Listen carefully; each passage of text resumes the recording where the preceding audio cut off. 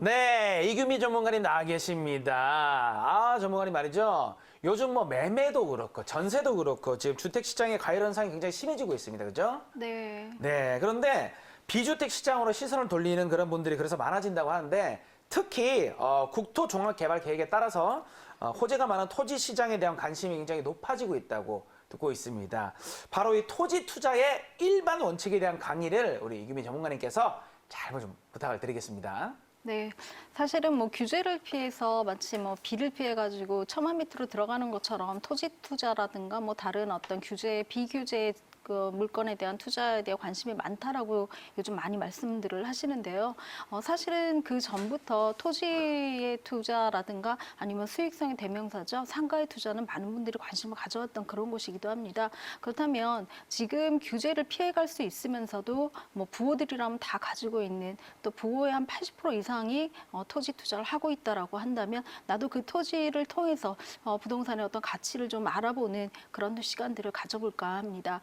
제가 말씀드린 대로 토지라고 하면은 사실은 뭐 주변에 있는 대지, 내가 갖고 있는 아파트, 살고 있는 집이라던가 아니면 내가 방문하는 상가, 아니면 지하철을 타는 것도 사실은 토지의 바닥의 형태들을 갖고 있는데요. 자, 이런 것들이 돈이 되려고 한다면 모양의 건물의 형태에 따르면 굉장히 잘 알고 계세요. 뭐 상업이 굉장히 발달되는 어떤 곳에 권리가 형성된 상가라던가 아니면 요지의 아파트, 강남 3구 쪽의 아파트들이 굉장히 많이 이제 올라가고 있다는 걸 알고 계시는데요. 그것들이 깔고 있는 것들은 사실 토지라고 볼 수 있습니다. 그 토지가 예전부터 어떤 형태로 발전되어져 왔고 왜 거기가 올라갈 수밖에 없는지에 대해서만 조금 더 생각을 여유롭게 하신다면 앞으로 토지에 뭐 투자하시거나 아니면 내 토지의 모양새를 바꿔가실 때에도 충분히 이것들을 가치를 높일 수 있는 그런 여력들이 있다라고 말씀드릴 수 있습니다.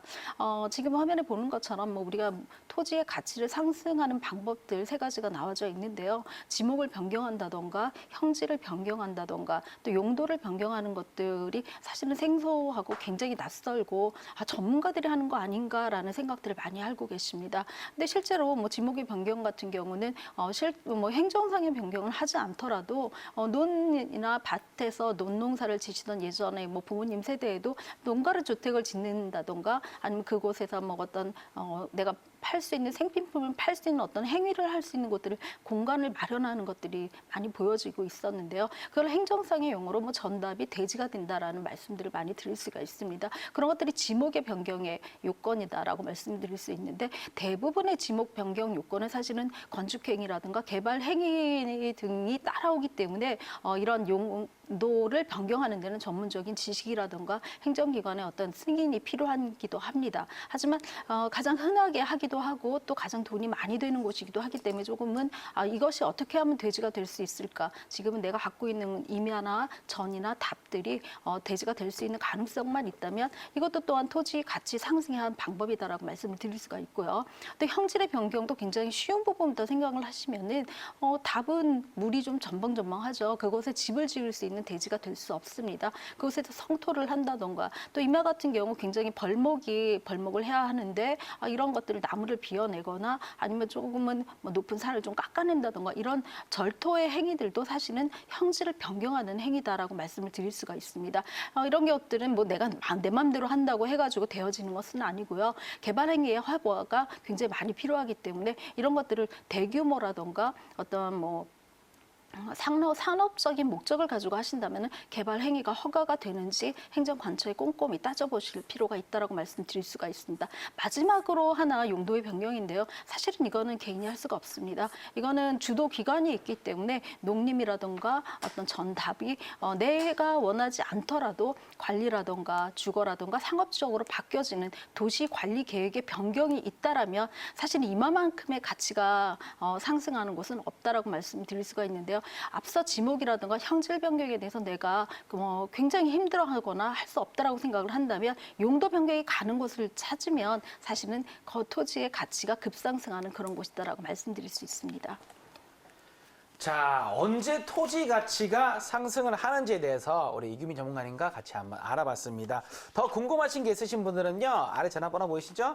02-2000-4889로 전화 주시면 저희가 언제든지 그 여러 가지 또 상담을 해드리도록 하겠습니다.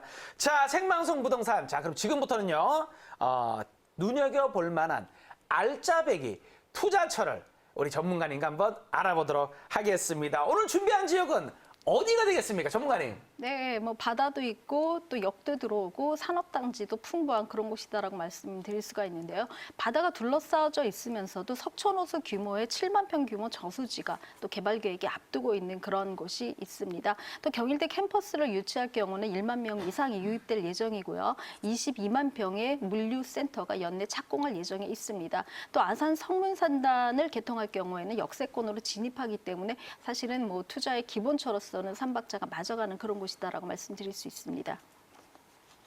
네, 대형 개발 호재가 있는 그런 당진시 송화읍 전대리를 소개를 해주셨습니다. 자, 그럼 이 전대리 이쪽 지역에서 어떤 유형의 투자처를 한번 알아볼까요, 전문가님? 위치는 아산 성문 산단역 송화역입니다. 가칭이긴 한데요. 역세권 예정이 되어질 그런 곳이기도 합니다. 지금 형태는 토지 그러니까 토지 상태로 되어져 있다고 말씀드리고요. 지목은 임야이지만 바로 대지가 전용이 가능한 그런 곳이기도 합니다. 규모는 약 330.578평방미터 150평에서 100평 정도를 규모로 있고요. 지역 시세는 1억 2,500만 원에서 1억 한 3천만 원 정도이고 뭐 예상 대출을 이용하신다 그러면 한 50% 대출에서 6,250만 원에서 6,500만 원 정도면 토지를 소유하실 수가 있습니다. 네, 송악역이 개통 예정을 지금 하고 있다 그랬죠? 요 개통 예정인 송악역 부근에 있는 토지를 지금 소개를 해주셨습니다. 토지가 한 100평 정도 규모라고 하고요. 1억 2,500에서 시세가 1억 한 3천 정도라고 지금 말씀을 해주셨는데요. 좀 더 자세한 이야기를 입지 분석을 통해서 말씀을 좀 부탁드릴게요. 네, 물건지 주변의 입지다라고 말씀을 드린다면 가장 호재적인 거로 역이 들어간다라고 말씀을 드릴 수가 있는데요. 합덕역이 개통을 할 것이다라는 것은 이제 모든 분들이 거의 다 알고 계시다라고 하고 또 서해안 시대다라는 얘기들도 굉장히 많이 하고 있습니다. 이유가 서해안 복선 전철이라던가 당진 철강벨트 주위로 인하는 저희 산업단지의 어떤 이 유입들 때문이다라고 말씀드릴 수가 있는데요. 전대리 토지 같은 경우는 성문 산단역이죠. 이미 예타가 면제된 곳에서 가칭이긴 하지만 송악역이 예정에 있다고 말씀을 드릴 수 있습니다. 자, 아산 성문 산단선 개발과 함께 산업단지 조성에 따라서 일자리 창출 효과가 또 극대화되고 인구 유입이 증가하고 있는 그런 송화읍 전대리에 대해서 우리가 이야기를 하고 있는데요. 자, 그럼 계속해서 이 전대리 쪽 이 지역에서 개발 호재는 앞으로 어떤 게 있을 것 같습니까?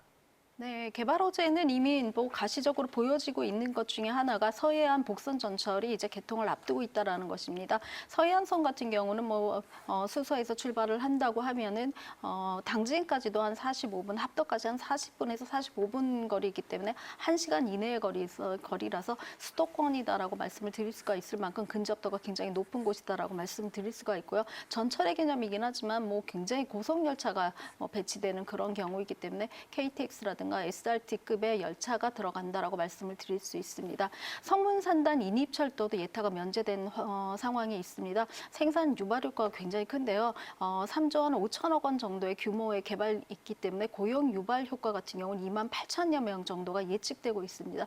사실 이거는 기존에 있는 산단이 배정이 되었을 때를 기본적으로 한 예측 규모이기 때문에 실제적으로 유입되는 규모는 이것보다는 한 3배 정도가 많다라고 생각을 하시면 됩니다. 여러 가지 개발 호재들 중에서도 이런 산 인입 철도 이외에 또 다른 것들이 있는데요.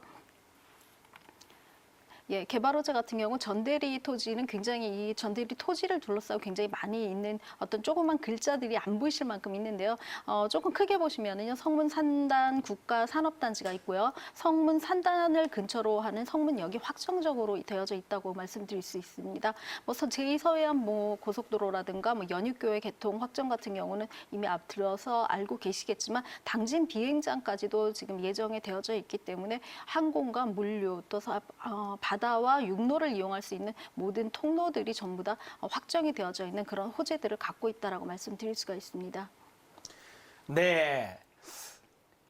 지금 뭐 개발호재가 아까 보니까 글자가 빼곡하게 있을 정도로 많이 있는데 제가 봤을 때는 좀 다른 또 개발호재 있을 거란 말이죠. 또 어떤 게 있을까요? 네, 뭐 중부권이죠. 동서를 가로지르는 횡단철도가 구상되어져 있고요. 여러 가지 철도 계획들이 굉장히 많이 있기 때문에 이런 철도를 통한다면은 당지는 사실은 철도가 없는 곳으로도 유명하죠. 산업단지가 많고 또 관광객 수가 많은데도 불구하고 철도가 없기 때문에 육로를 이용해서 서해안 고속도로죠. 고속도로 이외에 있는 진입할 수 있는 방법이 없었는데 이런 철도들이 생김으로써 어떤 교통이 좀 더 훨씬 더 좋아졌다라고 말씀드릴 수가 있고요. 제2 서해안 고속도로라든가 아니면 또 서해안 고속도로를 관통하기 위해서는 연익교라는 평택항과 연결되는 어떤 대교가 하나 더 건설될 예정에 있다라고 말씀드릴 수가 있습니다. 여러 가지 개발 호재들 중에 가장 큰 것들은 뭐 조금 축약을 하자면은 그 철도가 들어간다던가 아니면 그 철도 이외에 철도 옆으로 서해안 전철이라던가 그다음에 서해안 복선 전철, 서해안 제2고속도로 이런 것들이 들어가고 또 다리를 잇는 서해 뭐 어떻게 보면 당시 같은 경우 충남의 어떤 저기를 갖고는 있지만 행정구역을 갖고는 있지만 다리 하나 바다 반을 가지고는 경기도와 인접한 곳이기 때문에 연익교 하나를 놓음으로써 굉장히 많은 인구 유입에 효과가 있다라고 말씀을 드릴 수가 있습니다. 이렇듯이 이제 개발 호재들이 여러 가지 있기 때문에 좀 더 축약을 해서 말씀을 드리자면 천왕권에 있는 복합 물류단지가 조성될 예정입니다. 일자리가 조성될 것이고요. 또 물류단지로 인해서 상업이라든가 주거시설들이 굉장히 많이 조성될 것이고 이것으로 인한 집가의 가치 상승이 굉장히 높아질 것이다라고 말씀드릴 수가 있습니다. 또한 여기 개통할 예정에 있기 때문에 물건지 가장 인근의 송악역 같은 경우는 뭐 물류 이외에도 사람의 관광객도 같이 타고 다닐 수 있는 고속철로 예정이 되어져 있어서 송악역이 개통할 경우에는 이곳의 가치가 급상승할 것으로 보여지고 있습니다. 당진 항마의 배후단지도 굉장히 중요시 여겨질 것인데요. 그 외에도요 경일대가 지금 들어갈 캠퍼스를 이전할 계획에 있습니다. 경일 캠퍼스가 이전할 경우에는 한 2024년 정도로 예상을 하고 있는데 2024년도에 학생 인구죠. 학생 소비 인구가 들어올 예정이기 때문에 이곳에 들어오는 유입 인구도 만여 명 이상, 뭐 재직 교직원이라든가 학생 수만 한 만여 명이지 보통 저희가 유입 인구는 곱하기 한 3 정도를 하기 때문에 한 3만 명 이상의 유입 인구가 들어온다라고 생각을 하시면 됩니다. 학세권뿐만 아니라 역세권의 여러 가지 그런 어떤 형태들을 갖고 있기 때문에 전대리 개발 호재 같은 경우는 굉장히 많이 있다라고 보실 수가 있고요. 또 물건지 주변에 바로 인접한 것 같은 경우는 사실 이 물건지에서 저수지가 내려다 보이는 굉장히 좋은 풍경들을 갖고 있습니다. 전대 저수지 같은 경우는 한 7만 평 규모로 석촌 호수와 맞먹는 규모를 갖고 있기 때문에 이곳에 둘레길을 조성할 예정에 있어서 둘레길을 조성을 하고 주변에 학교라든가 직장군들 또 여기 들어오는 곳이라면 이곳에는 조금은 관광지로서 또 어떻게 보면은 뭐 호수 근처에 어떤